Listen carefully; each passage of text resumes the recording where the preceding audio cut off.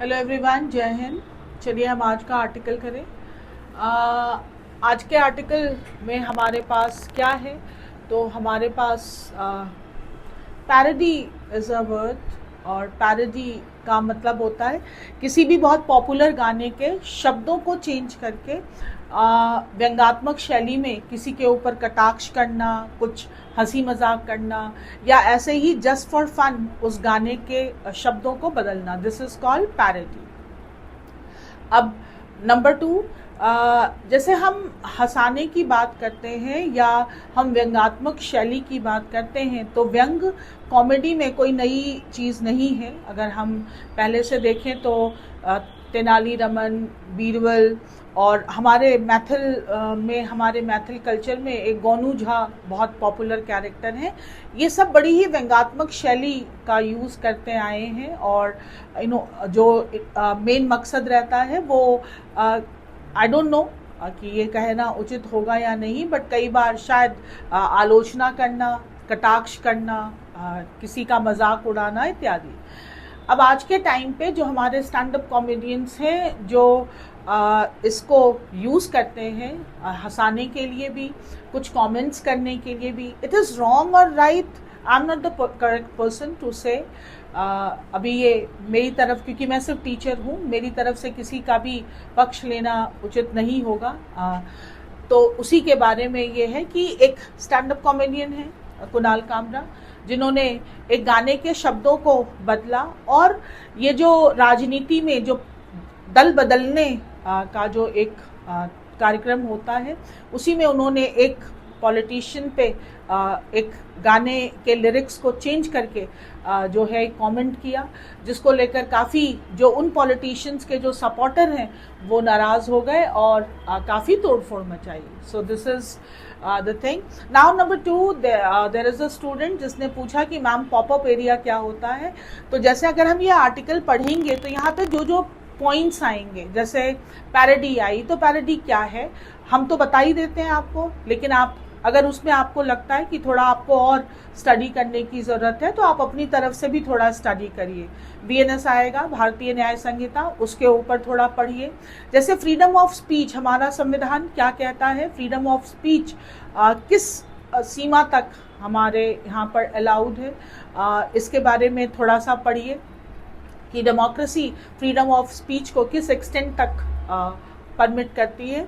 इस तरह के जो एरिया होते हैं, that is called popup area, यानी कि जो एक ऐसे कुछ पॉइंट्स जो आपको फर्दर स्टडी के लिए जो है कंपेल करते हैं, या आपको करना भी चाहिए, those are called popup areas. हम कुछ भी सर्च कर रहे होते हैं तो बीच बीच में ऐड पॉपअप होते हैं, और हमारा ध्यान भी चला जाता है उस ऐड पे। हम उसे देखते हो या नहीं देखते हो, ये तो हमारा अपना कॉन्शियसनेस है, लेकिन यहाँ पर जो भी एरिया आए उसको आप बाद में पढ़िएगा ज़रूर। So that is called popup area. So we are just going to start.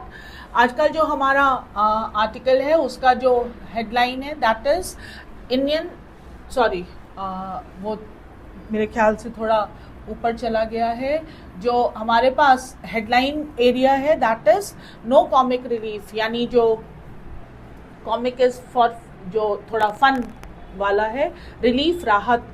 यहाँ इसको बहुत सारे चीज़ों में हम इंटरप्रेट कर सकते हैं कि कॉमेडियन को राहत नहीं मिली है, या कॉमिक यानी हंसाने को राहत नहीं मिलेगी। बहुत सारे अलग अलग चीज़ों में आप इसे इंटरप्रेट कर सकते हैं। India's politicians are showing, Bharat के जो पॉलिटिशियंस हैं वो दर्शा रहे हैं इनटॉलरेंस ऑफ सटायर, सटायर यानी व्यंग के प्रति अपनी असहनशीलता दर्शा रहे हैं। हालांकि जो हमारे यहाँ पे एक बहुत ही अच्छा दोहा है कि निंदक नियरे राखिए। अब यहाँ पर मोदी जी ने भी कहीं पे ये कोट, ये लाइन जो थी वो साइट किया था। तो निंदा अगर कोई, हाँ यहाँ पर एक बहुत ही महत्वपूर्ण है अपमान और निंदा। तो अगर निंदा अगर की जा रही है तो उसके प्रति सहनशीलता होनी चाहिए। This is my saying, but आप खुद भी समझदार हैं और आप अपना निर्णय ले सकते हैं।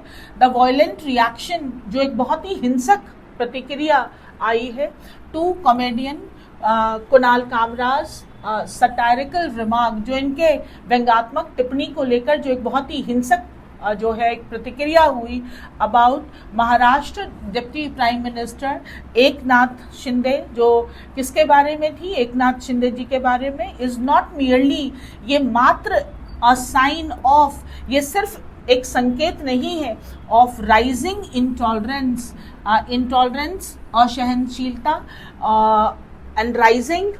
एक बच्चे ने और कहा कि मैम इन्फिनेटिव जीरेंट पार्टिसिपल वगैरह पढ़ा दीजिए, वो मेरे भी फेवरेट चैप्टर है और मुझे पढ़ाने में बहुत मज़ा आता है उनको। तो very soon I definitely I make some videos on it. यहाँ पर राइजिंग जो है वो प्रेजेंट पार्टिसिपल की तरह यूज़ हुआ है। किसी भी नाउन के पहले जब हम वर्ब आईएनजी का यूज़ करते हैं तो वो प्रेजेंट पार्टिसिपल के रूप में काम करता है। होता हुआ, यहाँ पर बढ़ता हुआ, rising intolerance. It also highlights, और ये और भी उभार रहा है कि हाउ सच इंटॉलरेंस, की कैसे ये असहनशीलता कैन ये एस्केलेट, बढ़ सकती है बियॉन्ड पुलिस केसेस, कि पुलिस केसेस के बियॉन्ड ये कैसे बढ़ सकती है, इसको भी हाईलाइट कर रहा है। इनटू एक्ट्स, कुछ एक्शन एक्ट हो सकते हैं, और वैंडलिज्म, तोड़ फोड़ के। वैंडलिज्म देखिए, जब हम किसी भी वर्ड को इज्म में फिनिश करते हैं तो ये होता है एक तरह की विचारधारा, आइडियोलॉजी।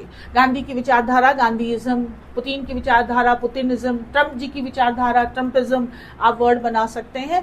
वैंडलिज्म कौन सी विचारधारा है? दैट इज तोड़फोड़ की विचारधारा।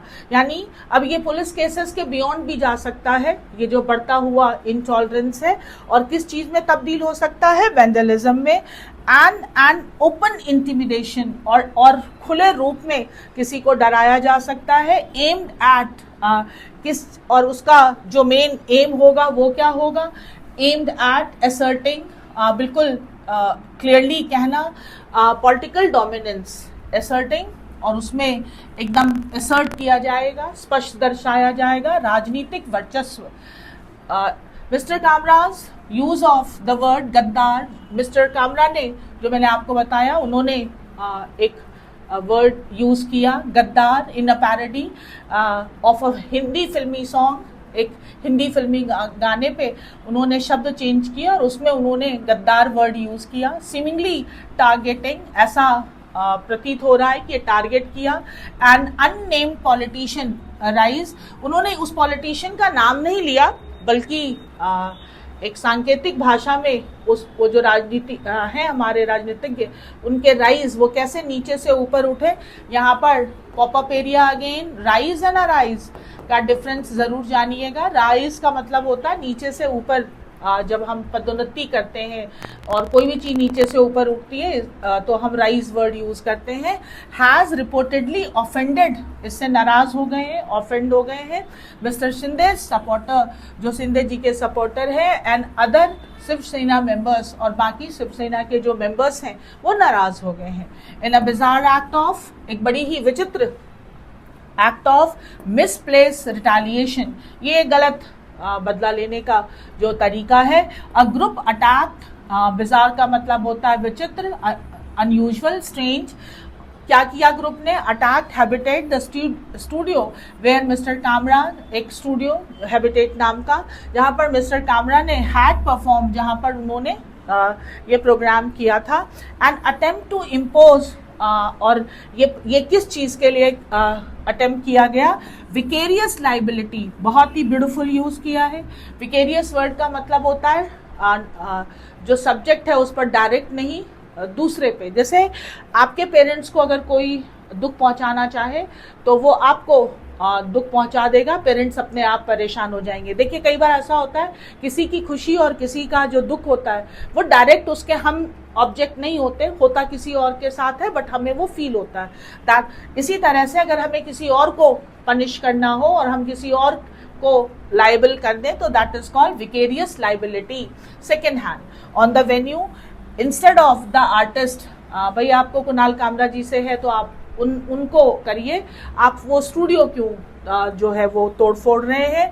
द मुंबई पुलिस बुक्ड, जो मुंबई पुलिस है उसने उन्होंने बुक किया है मिस्टर कामरा अंडर प्रोविजन उनको किसके तहत उन पर जो है ये चार्ज लगाए गए हैं। प्रोविजन ऑफ, क्या है प्रावधान, प्रोविजंस, प्रावधान ऑफ द भारतीय न्याय संहिता, अभी पॉपअप एरिया में बताया, इसके बारे में पढ़िएगा। इंडियन पिनल कोड जो है वो चेंज होकर अब भारतीय न्याय संहिता हो गया है, तो इसके बारे में पढ़ने के लिए काफ़ी कुछ मैटर है रिलेटेड टू प्रमोटिंग।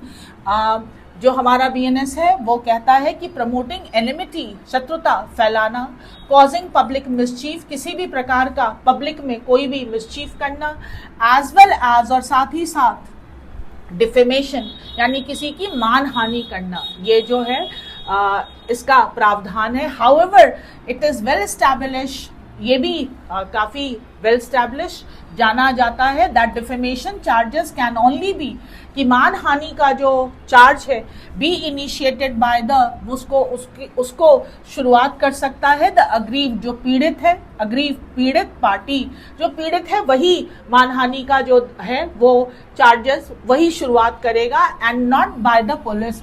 उसको पुलिस कुछ नहीं कर सकती, भाई आपका अपमान किया है, आप जाइए और रिपोर्ट कराइए। In a now familiar display of power being weaponised, अब एक जो बहुत ही फेमिलियर जाना माना डिस्प्ले, प्रदर्शन ऑफ पावर, ताकत का, बीइंग वेपनाइज, अब इसको हथियार की तरह यूज किया जा रहा है।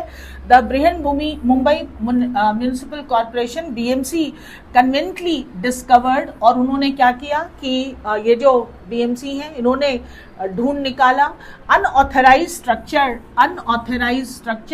एक ढांचा, गैर कानूनी ढांचा, आउटसाइड द वेन्यू, उस हैबिटेट स्टूडियो के बाहर उन्होंने एक अनऑथराइज स्ट्रक्चर भी ढूंढ लिया, एंड डिमोलिश देम, और उनको तोड़ दिया। Continuing to prove for further, और अभी जारी है फर्दर इरेगुलरिटीज, कि और क्या क्या चीजें जो हैं वो, और क्या क्या चीजें ठीक नहीं है, उसका अभी और चल ही रहा है। द फर्स्ट इंफॉर्मेशन रिपोर्ट, जो पहली एफआईआर रिपोर्ट जिसे कहते हैं against mister Kamra appears to be, तो वो जो एफआईआर है वो ऐसा प्रतीत होता है to be a clear misuse of law, वो कानून का दुरुपयोग है। मीन टू, जो कानून बनाया गया था टू एड्रेस डिवाइसिव स्पीच, कि समाज में फूट डालो वाली जो स्पीचेस होंगे उसके लिए बनाया गया था, उस कानून का मिसयूज किया जा रहा है। इट एसेंशियली क्रिमिनलाइजेस सटायर, ये सटायर व्यंग को अब अपराध जो है वो बना रहे हैं, directed at a public figures political, जो कोई भी पब्लिक फिगर है उनका जो पॉलिटिकल जो एक्शन है उस पर अगर कोई भी व्यंग किया तो अब इसको भी क्रिमिनलाइज किया जा रहा है। Politicians being labelled as traitors, जो पॉलिटिशियंस हैं लेबल एज ट्रेटर, और टर्न कोट, दल बदलू, गद्दार या जो दल बदलू हैं। आफ्टर स्विचिंग पार्टीज, ये जो गद्दार कहा जा रहा है, अगर जो किसी भी पॉलिटिशियन को जो लेबल किया जा रहा है, इज हार्डली, ये नहीं है न्यू, ये कुछ नया नहीं है। आयरनिकली विडंबना ये है कि ये कोई नई चीज नहीं है।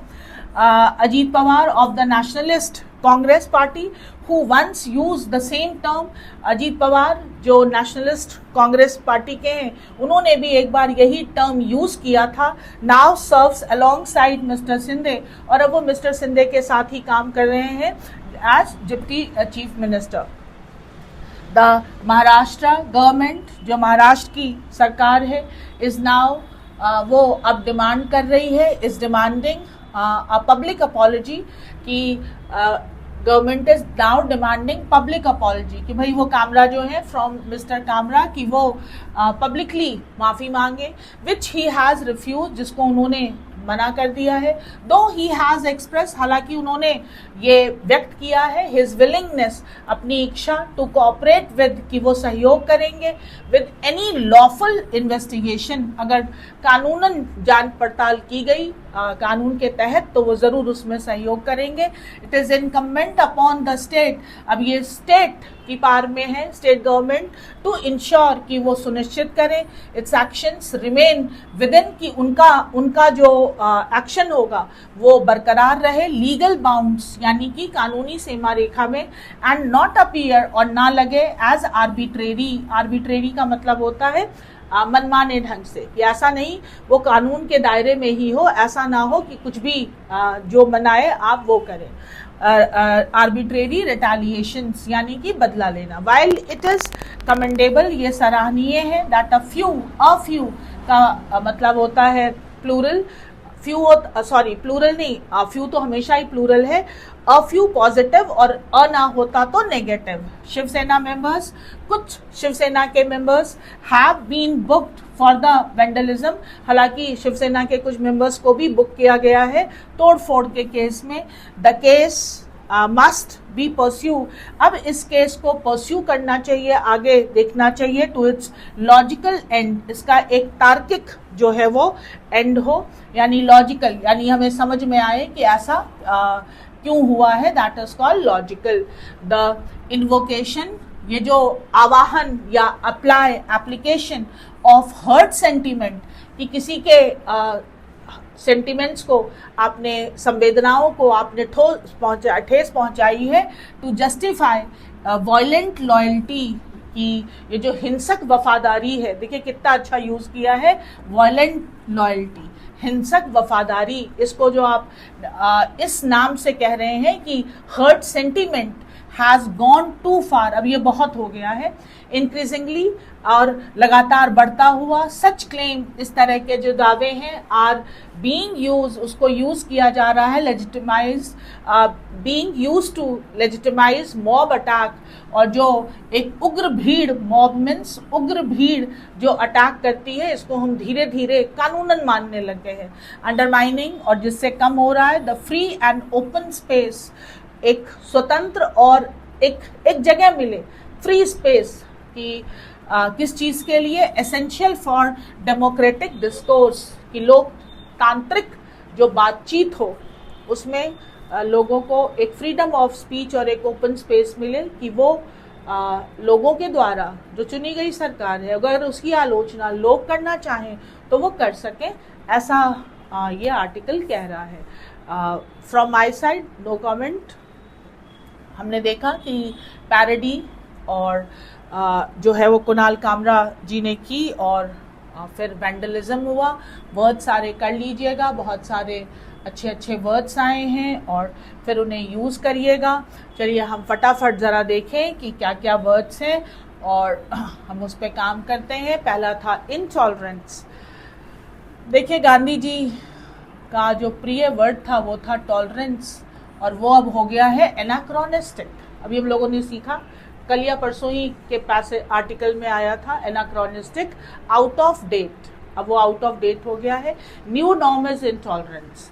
और अगर आप किसी शहर में रहते हैं जहाँ पे आप कोई वाहन चलाते हो, 2 पहिया या 4 पहिया, तो पीछे से जो लोग हॉर्न बजाकर अपनी असहनशीलता का जो एक प्रदर्शन करते होंगे, वो अब कुछ नया नहीं है। Intolerance is not only in politics, that is in at our home, on street, हर कहीं। अब मानव जो है वो सहनशील नहीं रह गया है। सहनशील होना is not a new fashion these days, so be intolerant. ऐसा दिख जाता है। Satire, humour to expose flaws, जो थोड़ा ह्यूमर, हास्य का यूज किया जाता है किसी कमी को दर्शाने के लिए, उसे कहते हैं सटायर, दैट इज, और इसका एडजेक्टिव फॉर्म है satirical. Vandalism, the deliberate destruction, जानबूझकर तोड़फोड़ मचाना। Intimidation, the act of threatening, और डराना। पैरोडी, अ ह्यूमरस कॉपिंग, मैंने पहले ही बताया, किसी भी लोकप्रिय गाने के शब्दों को बदलकर कुछ हास्य करिए, that is called parody. Bizarre is very unusual, विचित्र। विकेरियस, इनडायरेक्ट एक्सपीरियंस, पहले ही बताया कि आपको नहीं कुछ हुआ लेकिन आपके अपनों को कुछ हुआ, तो अच्छा या बुरा जो भी सेकेंड हैंड फीलिंग होता है, that is called vicarious. Game में क्रिकेट प्लेयर खेलते हैं, मजा जो दर्शकों को भी आता है, that is also vicarious enjoyment. Enmity, hatred, hostility, शत्रुता। Incumbent upon, obligatory for someone, जो एक आभार होना कि आपको ये करना ही करना है, दैट इज कॉल्ड, ये ड्यूटी है, that is called obligatory. Ironically, that is surprisingly contrary. एक विडंबना, जो ऐसा नहीं होना चाहिए था वैसा होना, that is called ironically aggrieved, पीड़ित, पीड़ित। और turncoat, a person who changes loyalty, जो दल बदल लेता हो।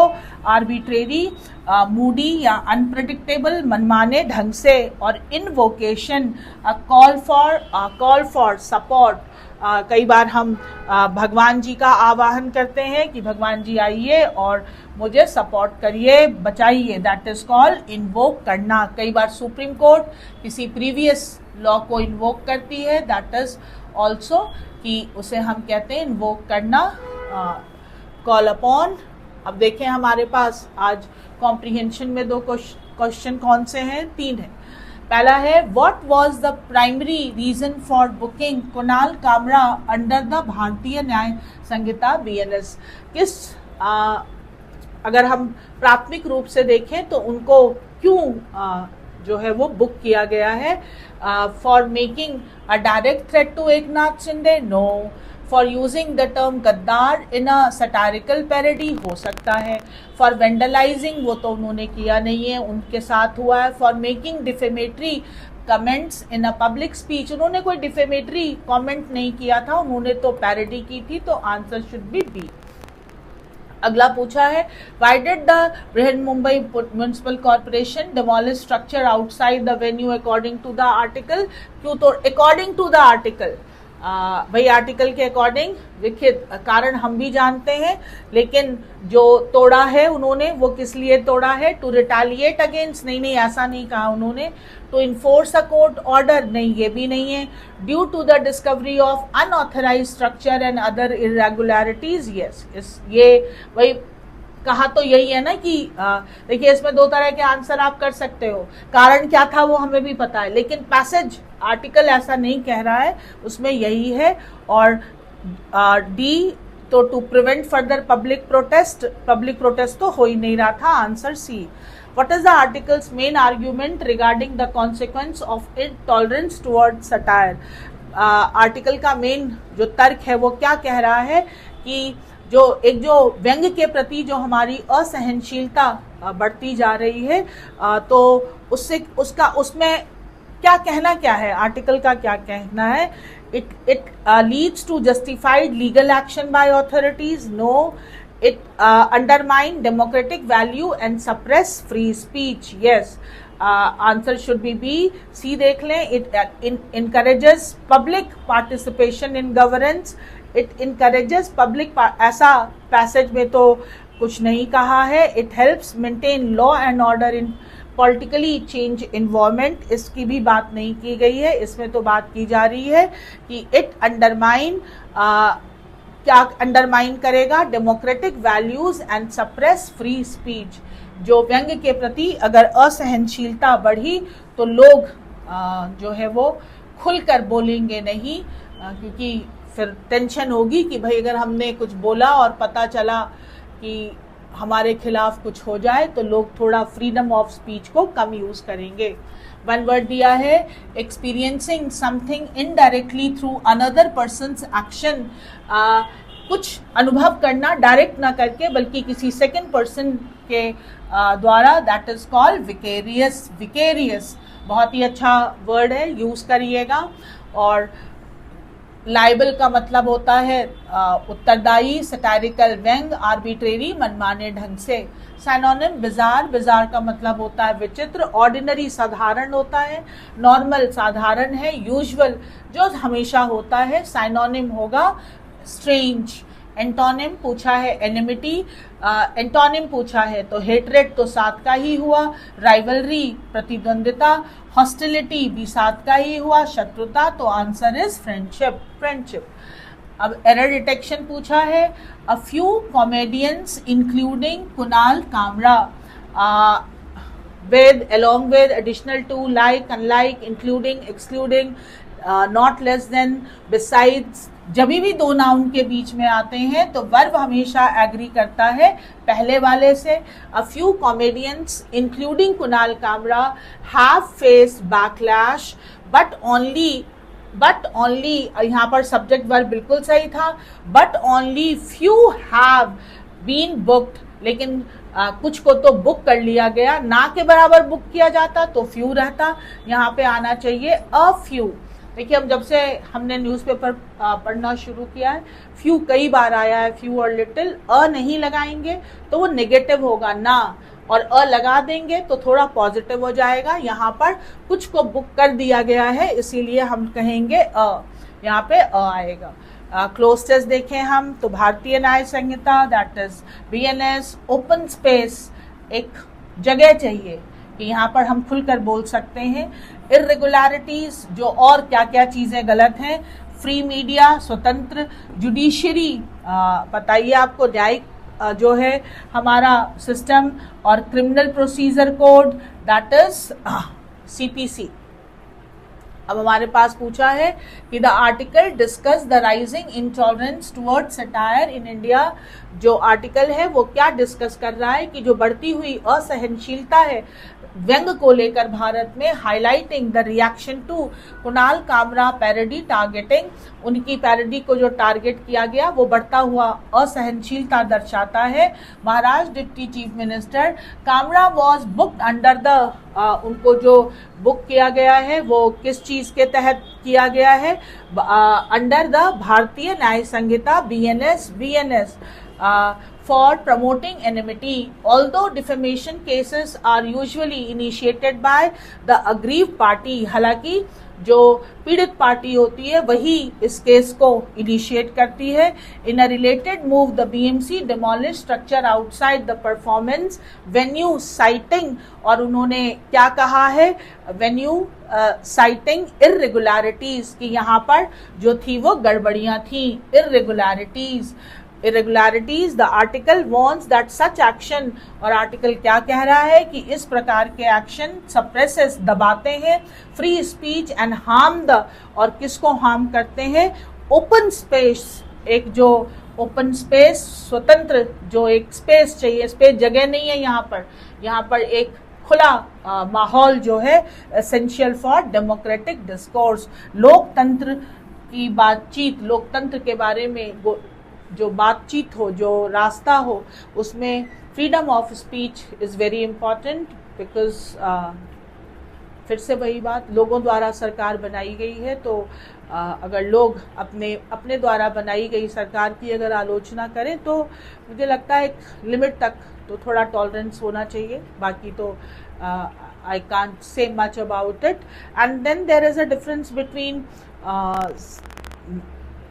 एक आलोचना और अपमान में भी एक लाइन ड्रॉ करने की ज़रूरत होती है, बट एक मैच्योर समाज की तरह हमें इस पे जो है अपने ही देश में आपस में ही लड़ने भिड़ने की बजाय थोड़ा एक मैच्योर डिस्कशन होना चाहिए कि फ्रीडम ऑफ स्पीच कैसे दें, कितना दें, इस पे क्या क्या चीज़ें होनी चाहिए। आप आर्टिकल पढ़ लीजिएगा और फिर हम मिलेंगे अगले आर्टिकल में। थैंक यू, जय हिंद।